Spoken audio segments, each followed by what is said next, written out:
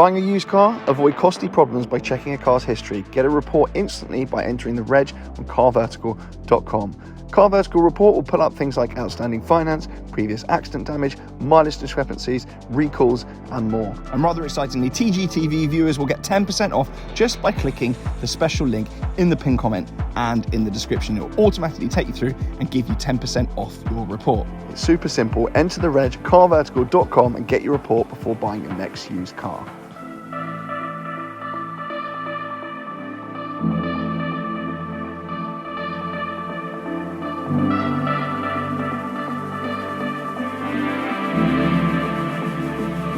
Hello, welcome back to TGTV, and more specifically, ladies and gentlemen, welcome back to, I've got deja vu here, welcome back to Marshall's Cambridge Land Rover, because today I'm here with my Range Rover. Many of you will remember me collecting this car several months ago now. It might have been 4 months, I don't actually know, I haven't timed things since, but you'll see from my last video with this car collecting it when exactly that was. So the backstory to this is my P530 autobiography V8 Range Rover. This particular car, as I explained in the video collecting it, was not actually a car that I spec'd up. This was a launch car. This was a pre-spec'd early car. You know, most manufacturers, when they launch a car, they'll do a run of launch cars. So this was a very heavily optioned car. We'll go into it if it's even open.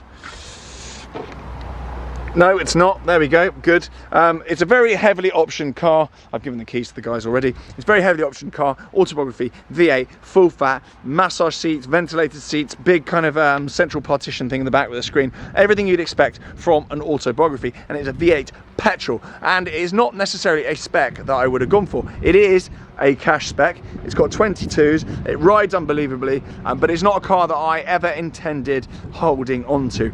And the idea was, when I bought this car for £127,000 pre-price rise, I was always going to wait for my spec'd car, my black spec'd car that many of you saw in a video many moons ago, me ordering up the black car. And it's with great delight that I announced my spec'd car, the car that I actually ordered, is here. Someone's opened it as if by magic somewhere. I've been eavesdropped. But this is inside my current car. So it's great. That central partition there's got the screen, you've got blinds, you've got everything in here. It's fully spec'd. It's not been valeted yet. And I think I've lost my wallet somewhere in here. But this car is going to be going up for sale, I think, pretty shortly here at Marshall's Cambridge. It's got the Meridian Hi-Fi, which means you've got massive speakers in the back of the seats. It's fully loaded. It's been incredible. But in actual fact, it's time to say goodbye to this car, because I'm trading it in against my optioned car, my spec'd up black one, which is inside. So without further ado then, I'll click my fingers and let's check out my new Range Rover.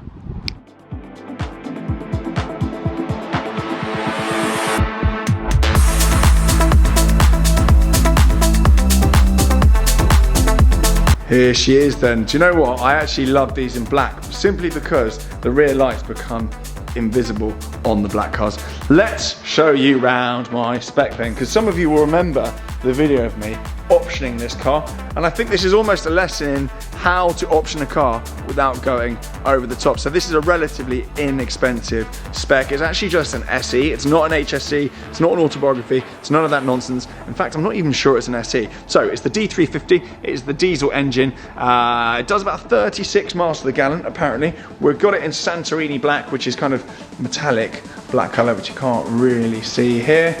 Importantly, we've got 23s on it, so we've got the diamond cut grey silver 23-inch wheels, which I think looks fantastic.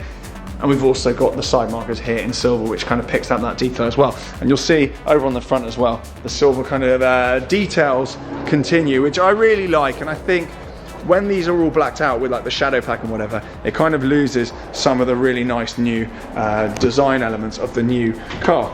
Oh, wrist check today. We've got the Bell & Ross BR0392 on. More with Bell & Ross very soon. I've got it on Velcro. Inside then, actually, I prefer this interior to my autobiography, because in my autobiography, there is shiny piano black everywhere, but this has got a very nice wood finish, and this wood finish I believe is actually free. I didn't pay for that wood finisher. That actually goes round the side there as well. Also another cost option I Also, another cost option I did was black headliner as well. On my previous car, it was cream, and that's how it comes as standard, but I've gone black headliner this time.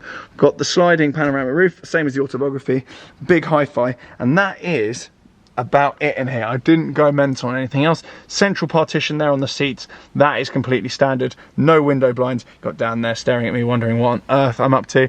But other than that, it's pretty basic in here, but that is how a Range Rover should be to me anyway. I just don't think all the bells and whistles are 100% necessary.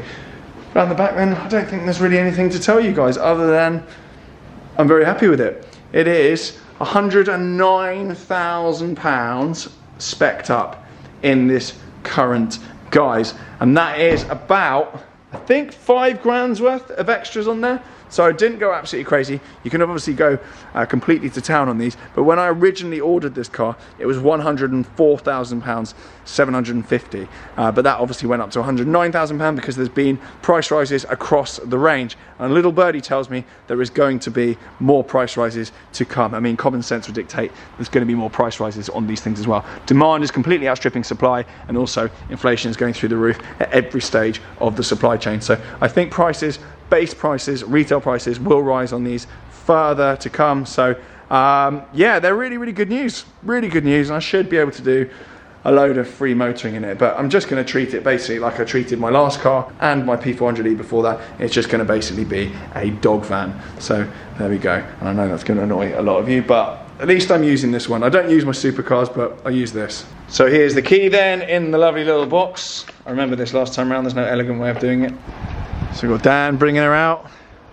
Here she comes.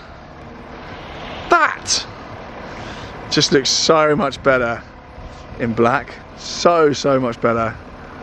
What a thing. And obviously it's the diesel engine, so it's just a little bit less smooth than the V8. You can hear it a little bit more, but for the kind of miles that I'm doing, sort of motorway miles and churning through, MPG's key, so we like that, and a bit of mid-range torque as well. Quite cool actually to have them both together. Right then, you lot, that's a short and sweet video. Time now to drive home in my new Range Rover. Serious deja vu here. I also want to show you, just before I go, one final thing, like I did in the previous video. Some of you remember.